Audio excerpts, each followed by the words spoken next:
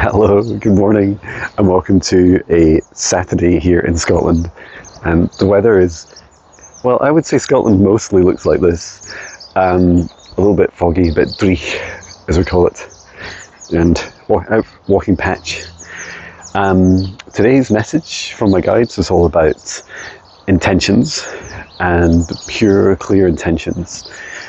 And what's beautiful about that is that when you know why in your heart of hearts you're doing something in any present moment, then you're being honest with yourself, right? And you have the best possible chance of the emotional energy behind that action that's fueling that action, whether it's a thought, a physical action, or just something that you're thinking about, that really helps you drive that forwards in a pure and clear manner.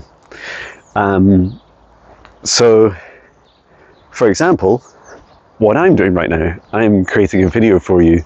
Am I doing this for fame? No. Am I doing it for money? Well, I do it as part of my living to earn money, but this particular reason I'm doing this thing for you right now is more because I want to help you, and I hope you feel that. So one thing you've been asking me about is helping with protection against like energetic psychic attacks, and some of you have booked sessions with me doing that. Some of which are in the past, some are in the future, and I have done some work on this recently. I did a recent video on preventing psychic attacks from remote viewing, and a special shout out to my dear friend Nova, who was asking me to go a bit deeper for this meditation. As I mentioned, I'd be doing it and asking to include a bit more, so I included in it, and if I didn't make it clear, I have just created a meditation for that. But yeah, it goes much deeper, so it goes into clearing, energy clearing, and then it also includes doing things like cord cutting. So cord cutting is like any connections, any agreements and contracts you have with others that no longer serve your highest good. They're also in that same video. And I plan to share this today, and to really get people to engage with this practice. It also includes work of clear boundaries, and I feel like, just like in the physical world, if you just allow people to push you around and do what they want to you physically, then it's really no different energetically if we allow people to, and emotionally, if they allow others to step over our boundaries, or for us not to have clear boundaries, then we can leave ourselves subject to these energetic challenges. And I don't want to scare you. I don't need to scare you. This world's scary enough, right? But there's a lot that goes on, and you might be asking, because I know I shared previously about remote viewing, unwanted remote viewing from others, and I felt that was in part due to my excuse me while I pick up this little present that Patch is leaving me just now. I felt that was in part caused by some of my own mixed intentions and not, fantastic practice and boundaries. That I also wanted to share that I have had experiences of psychic attacks also, and I suspect many more of us have than we perhaps realize. But what's important is that having a strong defense and having boundaries, but also like being aware being aware that that's happened. And excuse me as I can't do this with one hand. Trying to tie up Patch's dog bag with one hand. That'd be a cool trick, right? Sorry for all the waving of cameras. So, yeah, how I describe now, they vary. The sensations and experiences vary when someone does it to me, or something attacks. I'd also just want to be clear that if someone tries to offer me healing without my permission, it is also an attack. Just like if a doctor walked, a Western medical doctor walked into your home and started doing an operation on you against your will, you'd be like, what are you doing? Like, why are you cutting a hole in my leg? And you get really upset, really annoyed. And you wouldn't care if they're in a white jacket or not. You'd just be like, this is terrible. Why are you attacking me? And you'd probably fight them off.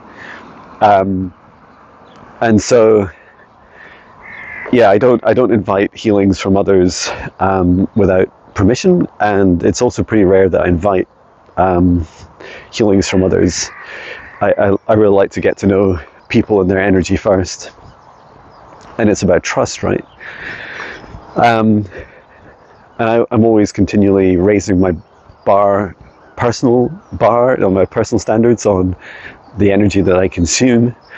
Food, drink, water, relationships, connections, healings from others. So that's another important aspect. But yeah, anyway, back to how it feels. For me, it feels like any range of experiences. I'm not going to be too specific about the sensations, because I feel like a psychic attack can take its form in a whole multitude of ways.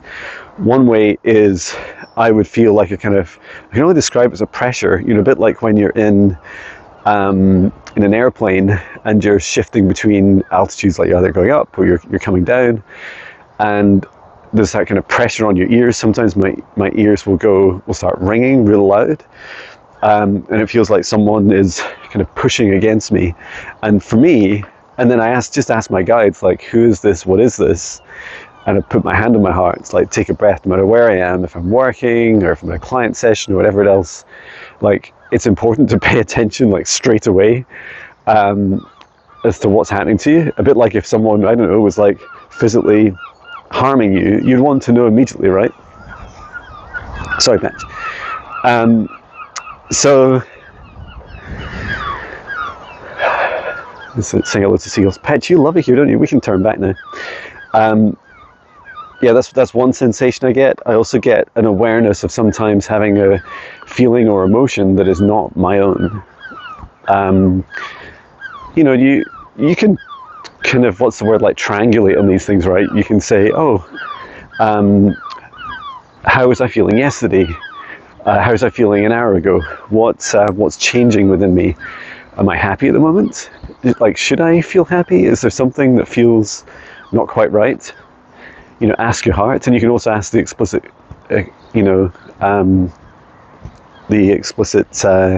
question about whether something is affecting you directly or not. And this includes, an attack that's like an attempt on your boundary, or even something that's managed to penetrate somehow in through your boundaries. And then also having maintaining strong boundaries. I do it as a daily practice, at least morning and night, and also around my home, knowing that you are the master of your own universe. You are the one that decides what comes in and out of your energy field. And the greatest challenge, and something that my greatest challenge at teaching you and supporting you with, is your own choices, your own free will. So where you are, allowing something into your life, but trying to push it out at the same time, that mixed intention is the hardest thing to deal with, right? And some examples of mixed intentions can be relationships with people that are exhibiting toxic behaviors towards you. So you might love them, or you might like them, or be in a friendship, or you might even be going to work with them each day. But all those things are an intention to allow them into your life. And then for the things that you don't want them to do, so I don't know, it might be like, I don't want, I go to work and Bob, my manager there who I work for, is always horrible to me. I need to block his energy out. And the challenge with that is that you're still going to work, right? You're still saying yes to work, yes to Bob being a manager, lightly yes to a lot of things that Bob is asking you to do, but then you want to be really specific and say, oh, but I don't want his energy, there's some things I don't like from him. And it's so hard, right? It's just so hard, especially I don't know, as a percentage of a human race, how many people have a bad manager, but it's a lot, right? It's a huge amount. So yeah, I just encourage you to give that some thought. Like, what are you consenting to, or partially consenting to? And it doesn't mean you don't deserve a psychic attack. You don't deserve an energetic attack. You don't deserve emotional manipulation. You don't deserve any of these things, right?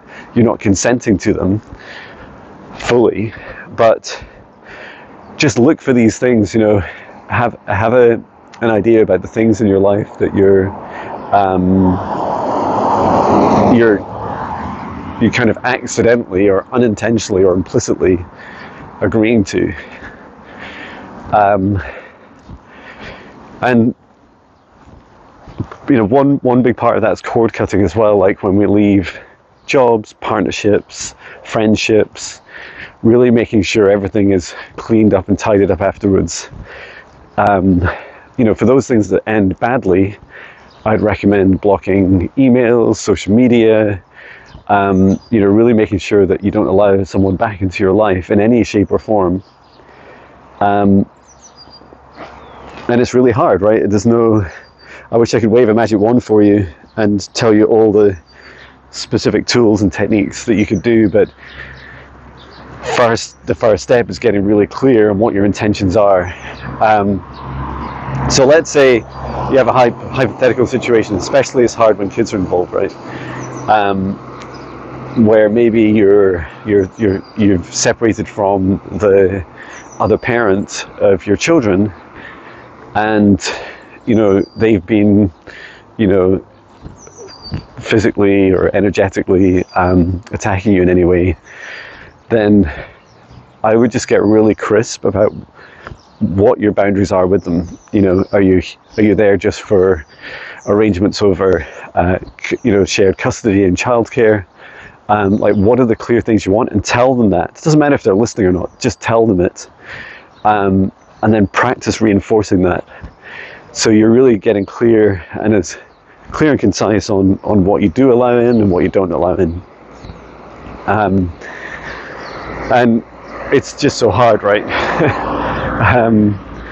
I know, I'm very lucky to have such a wonderful wife and marriage and two kids and Patch, of course, that there's very few things that I've had in my life that have been mixed intention, but I have had friendships end, and not always in an amazing state with other people, and often it's because I've just had to draw a boundary, or they've had to draw a boundary for some reason.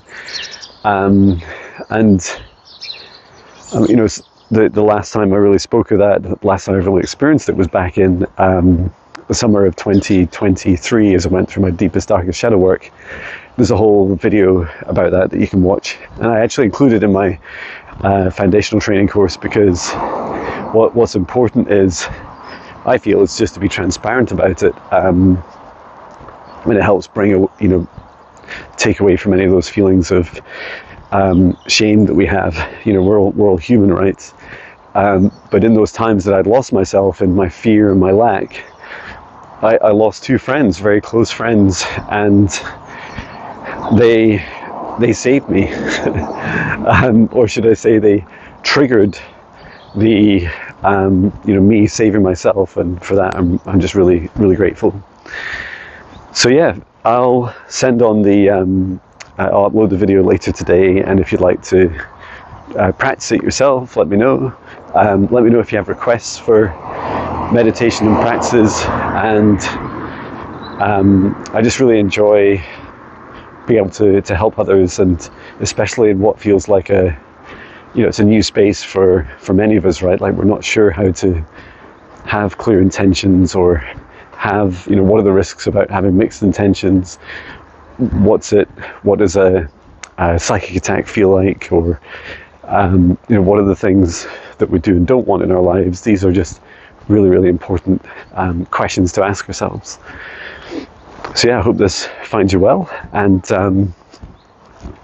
I am spending time with family today, and Patch. We're about to clear the camper van, give it a clean out. So yeah, hope you have a beautiful day. Take care. Sending love.